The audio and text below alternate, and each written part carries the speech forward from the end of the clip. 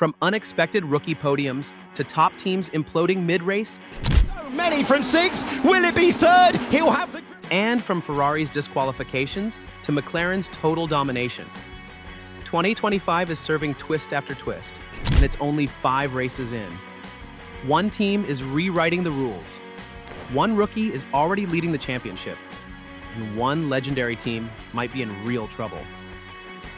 In this video, we will break down biggest moments from every Grand Prix in 2025 season Formula One in 2025 begins. that may just be signaling the start of a new F1 era. Are we watching a turning point in F1 history, or just another chaotic season? Press the like and subscribe button for more Formula One videos, and let's dive in. The 2025 season opener in Australia was a bit of a surprising for every team. 6 DNFs, treacherous rain, and a rookie bloodbath made Albert Park feel like a gladiator arena. McLaren locked out the front row, but the storm had other plans. Piastri's home race dream skidded into the grass while Norris danced through the downpour to take the win. Lando Norris wins the Australian Grand Prix. Rookie sensation Kimi Antonelli proved he's the real deal, climbing to 4th in only his first Grand Prix season. Kimi Antonelli comes home in 4th position. Meanwhile, Ferrari's hyped duo of Hamilton and Leclerc fell flat with strategy struggles and tire woes.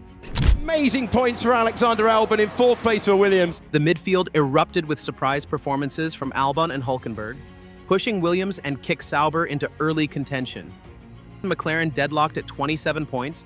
This wasn't just a season opener, it was a statement. And just like that, China threw a fresh set of fireworks into the F1 title mix. Shanghai was speed and scandal rolled into one. Hamilton stunned everyone with a sprint pole, his first in red, but it was Piastri who stole the show in the main race. The McLaren driver fended off Verstappen and Norris to clinch the top step again. But the real chaos hit post-race. Ferrari's double disqualification due to weight infractions and Hamilton's illegal skid block stripped Maranello of all points. That flung Williams and Haas up the order, with Albon and Behrman scoring big. Meanwhile, Gasly's 11th magically became 9th after disqualifications. Rookie Antonelli kept up his clean run and took home driver of the day. The constructors' standings flipped, with McLaren surging to 78 points, doubling Red Bull's tally. Drama? Check. Points shakeup? Check. F1 politics? Always. But Japan was up next, and it came packed with cherry blossoms, livery changes, and a huge Red Bull gamble. The Japanese Grand Prix is underway. Suzuka gave us sunshine and shake-up moments of 2025 season. Red Bull booted Lawson and promoted Yuki Tsunoda, just in time for his home race. The result? A disaster. On the flip side, Mercedes' young gun Antonelli locked down 6th, showing once again that he's built for this. Qualifying ended with Verstappen stealing pole from Norris by just 0.01 seconds. Max Verstappen takes the checkered flag to win in Honda colors in Japan. In the race, a pit lane scrap between Max and Lando set the tone. While McLaren floundered with mixed strategies, Verstappen soared, claiming his first win of 2025. Antonelli led his first laps ever. History made. Tsunoda? Invisible. Red Bull needs more than Max. The constructors' loss in 2024 is still haunting them.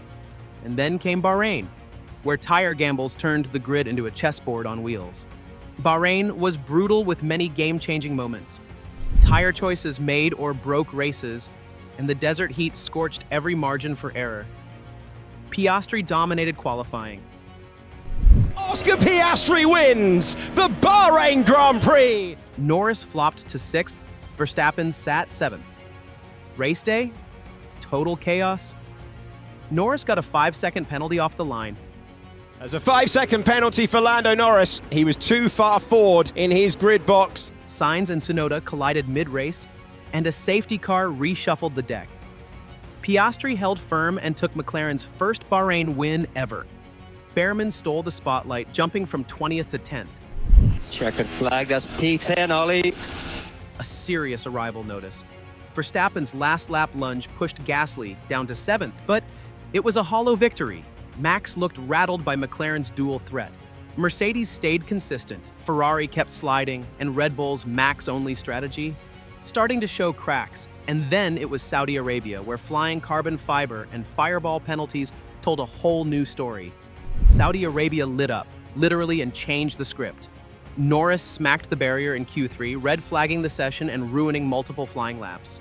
Verstappen capitalized, edging out Piastri by 0.01 seconds again.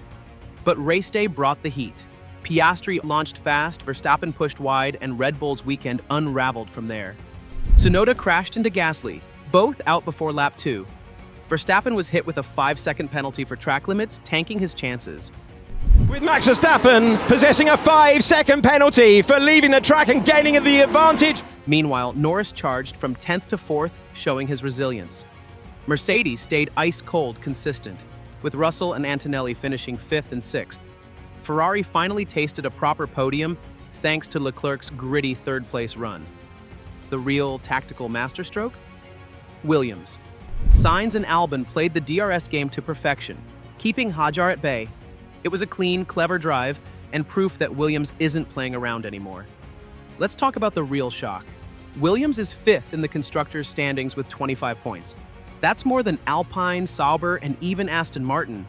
The Albon-Sainz pairing is working, and they're punching well above their weight. Their double points haul in Saudi Arabia wasn't a fluke.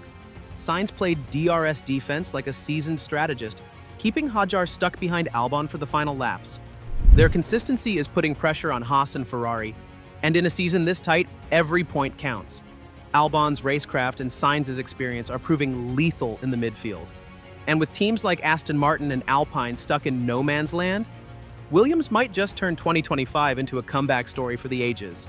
But don't forget the rookies, because 2025 might be the most talent-packed debut class in years. Kimi Antonelli, Oliver Behrman, Isack Hadjar. These aren't just rookies, they're disrupting the top grid. Antonelli has already scored in every race and led a Grand Prix in Suzuka. Behrman climbed from dead last to 10th in Bahrain. Hadjar keeps biting at the points. These kids aren't just learning, they're attacking. Compare that to veterans like Alonso or Stroll, who are stuck in Q1 exits or battling gravel. Even McLaren's Piastri, just a sophomore, is leading the World Championship. Rookie errors? Sure, they happen. But the gap between rookies and veterans is closing, fast. Teams are starting to prioritize talent pipelines over pay drivers. 2025 may well be the passing of the torch, which makes the battle at the top even juicier because it's not just about the car anymore. 2025 season brought us so many game-changing races, strategic blunders, rising stars, and the power shifts shaping the future of the sport. McLaren's dynamic duo is setting the pace. Ferrari is fighting penalties more than podiums. Max Verstappen is cornered, not cruising. Williams, they're punching way above their weight. And the rookies already rewriting what it means to be new in Formula One. Is this the most competitive grid we've seen in years? And which team do you think will crack first under pressure? Drop your thoughts in the comments, and if you enjoyed this video, give us a like, subscribe for more, and stay in touch, because this season promises much more to come.